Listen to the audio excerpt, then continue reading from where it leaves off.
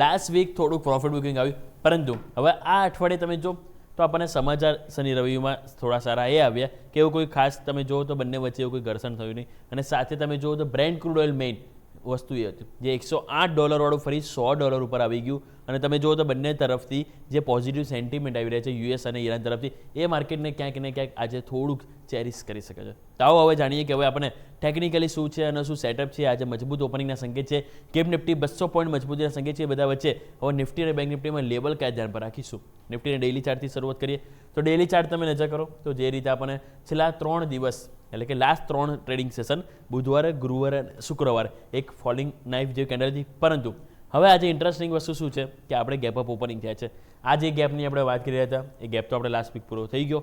હવે લાસ્ટ વીકનો લો આપણે last time યાદ છે 2 કન્ડિશન આપી હતી, શુક્રવારે અને શનિવારે બિઝનેસ કેપિટલ વીકલી એડિશનમાં પણ, કે માર્કેટનું ક્લોઝિંગ વીકલી બેઝિસ સારું નહોતું. પરંતુ એમાં આપણે કન્ડિશન શું આપી હતી, હવે આ અઠવાડિયે અગર લોઅર લો બને છે તો માર્કેટમાં એક વીકનેસ ફરીથી આવશે.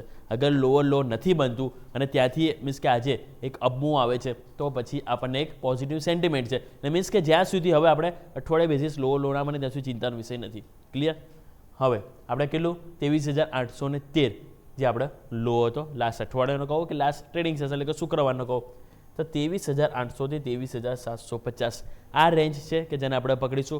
આ રેન્જ હવે જ્યાં સુધી નીચે ના આવે માર્કેટ અને નીચે ડેલી કેન્ડલ ક્લોઝ ના થાય ત્યાં સુધી આપણે માર્કેટમાં નેગેટિવ વ્યૂ નહીં રાખીએ. હા, જો 23,800 ને નીચે જાય છે હવે અને નીચે કેન્ડલ ક્લોઝ આપે છે તો પછી 23,555 આ લેવલ પણ આપણને પોસિબલ છે. આ વાત થઈ ગઈ આપણે નીચેલા સ્તરની. હવે થોડી વાત કરીએ તેજીની, કારણ કે તેજીનો હવે આજે જ્યારે દિવસ છે, મજબૂત ઓપનિંગનો દિવસ છે, તો એમાં થોડુંક વધારે સમજીએ. સૌથી પહેલાં તો ઉપરની તરફ તમે જો તો આપણને હાઈ બન્યો હતો કેટલો 24,206 શુક્રવારનો હાઈ હતું, રાઈટ. પરંતુ એની પહેલાં શું આવે છે તમારા માટે 24,083 જે આવે છે 10 ડેમાં, રાઈટ. તો 24,083 એ આવશે તમારું 10 ડે એક્સપોનેન્શિયલ મૂવિંગ એવરેજ અને એના બાદ આવશે તમારા માટે 24,200 કે જે આવશે તમારું 50 દિવસની એક્સપોનેન્શિયલ મૂવિંગ એવરેજ. ક્લોઝિંગ કેટલું હતું તો ક્લોઝિંગ હતું તમારું 23,900 ની નજીક, રાઈટ. હવે 200 પોઈન્ટ તમે આમાં એડ કરી દો તો તમારે કેટલા આવશે 24,100 આવશે. મીન્સ કે તમારું ઓપનિંગ આજે ચાન્સીસ છે કે 10 ડેમાંની નજીક કાં તો એનાથી ઉપર આપણને થઈ શકે છે. સો આજે ઓપનિંગ બાદ આપણે પહેલું ફોકસ રાખીશું આ લેવલ 24,080, 24,100. ક્લિયર? જો આજે માર્કેટ 24,080, 24,100 ઉપર ટકે છે તો માર્કેટ એક વખત આપણને 50 ડેમાં પણ ટચ કરતું જોવા મળી શકે છે. એટલે કે 24,200 પર એટલે કે લાસ્ટ ટ્રેડ ક્લોઝિંગથી 300 પોઈન્ટ નિફ્ટી પણ ઉપર જઈ શકે છે, કારણ કે સેન્ટિમેન્ટ પોઝિટિવ છે. તો બસ એ બધા વચ્ચે આજે આપણે જ રાખીશું નજર કે માર્કેટ ઓપનિંગ થયા બાદ શરૂઆતની 15-20 minute 10 day exponential moving average 24,080, 24,100 આજુબાજુ તમારી આવશે. એને ઉપર ટકે છે કે નહીં, એને ક્રોસ ઓવર કરવાના પ્રયત્ન બતાવે છે કે નહીં. જો પ્રયત્ન બતાવે છે અને એની ઉપર ટકે છે તો પછી બીજા 100 પોઈન્ટ એડ કરી દઈશું આપણે અને 24,200ની મોમેન્ટમ જોવા મળશે. અને 24,200ની બાદ તમારું લેવલ આવશે તો એ છે આ મેઇન પોઈન્ટ અને એ છે 24,300 થી 24,350. કારણ કે હવે માર્કેટે જો નવી તેજી બતાવી હશે તો આ લેવલ છે કે જેને ઉપર ડેઇલી બેઝિસ ક્લોઝ થવું જરૂરી છે, તો એક કોન્ફિડન્સ આવશે. સો ક્લિયર? આજે ઓપનિંગ બાદ પહેલાં આપણે 24,080, 24,100 પર ધ્યાન રાખીશું. અગર જો એ ટકી જાય છે તો સરસ મજબૂતી આવશે. બીજા 100 પોઈન્ટ આપણે 24,200 તરફની પણ મોમેન્ટમ જોવા મળશે અને એની ઉપર ટકે છે તો આપણને 24,300, 350ના પણ લેવલ પોસિબલ છે. આવો આપણે વાત થઈ ડેલી બેસિસ. હવે આવો આપણે વીકલી ચાર્ટ સમજીએ.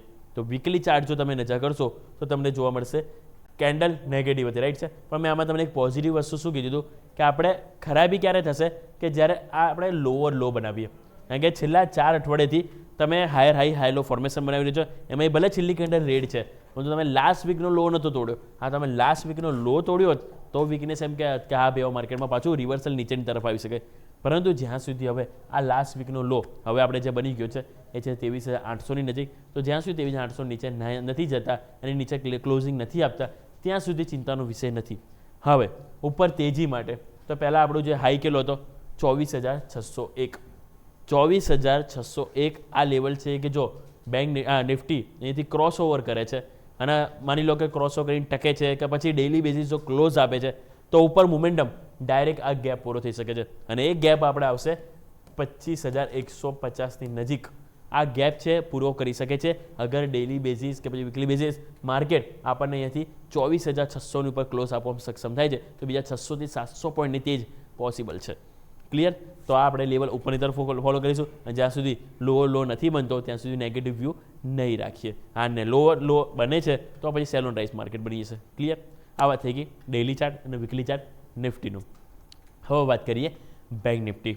કારણ કે બેંક નિફ્ટી પણ તમે જો જે રીતે એક્શન મોડમાં છે અને આજે પણ તમે જો ઘણી બધી કંપનીના છે બેન્કોના કે જેને પરિણામ આવે છે અને અહીંયા મોમેન્ટમ તો તમને જોવા મળવાનું છે. અહીંયા પણ 3 દિવસ રહ્યા હતા સેલિંગવાળા, પરંતુ અહીંયા નિફ્ટી કરતાં બેંક નિફ્ટીમાં પોઝિટિવિટી શું હતું ખબર છે? અહીંયા તમારું જે ક્લોઝિંગ હતું ને એ ડોઝિંગ એરર મીન્સ કે જ્યાં ઓપન છે ને ત્યાં તમે જો પ્લસ સાઇન, અહીંયા પણ તમને પ્લસ સાઇન જોવા મળી હતી.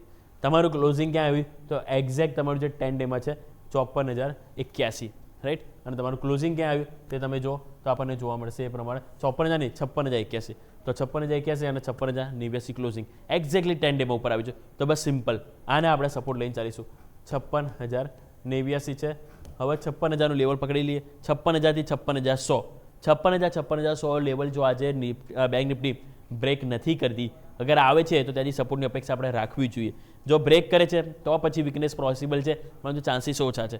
સો આ લેવલ છે 56,100 એને આપણે ફોલો કરીશું. અગર જો એની ઉપર ટકે છે તો રિવર્સલ પોસિબલ છે. તો રિવર્સલમાં પહેલાં હાયર હાઈ બનવો જરૂરી છે અને હાઈ કેટલો હતો તો 56,460. જે ચાન્સીસ છે કે આજે ઓપનિંગમાં આપણે એની ઉપર કાં એની નજીક આપણે ઓપન થઈશું. સો આજે ઓપનિંગ બાદ તો આપણે આને સપોર્ટ તરીકે લઈશું. ક્લિયર? 56,089, 56,100 આને આપણે સપોર્ટ તરીકે લઈને જઈશું. ઉપર તેજી માટે 50 ડેમાં કેટલી આવે છે 56,300. સો આજે એની ઉપર આપણે ઓપનિંગ થવાની ચાન્સીસ છે 56,300 ઉપર. તો આપણે એ જોવાનું અગર જો ઓપનિંગ બાદ પ્રોફિટ બુકિંગ આવે છે, થોડુંક નીચે આવે છે રિવર્સલ, તો 56,300 આ લેવલ છે કે જે તમારું ટકવું જરૂરી છે, કારણ કે તમારું બહુ જ મહત્વનું મેક ઓર બ્રેક લેવલ છે.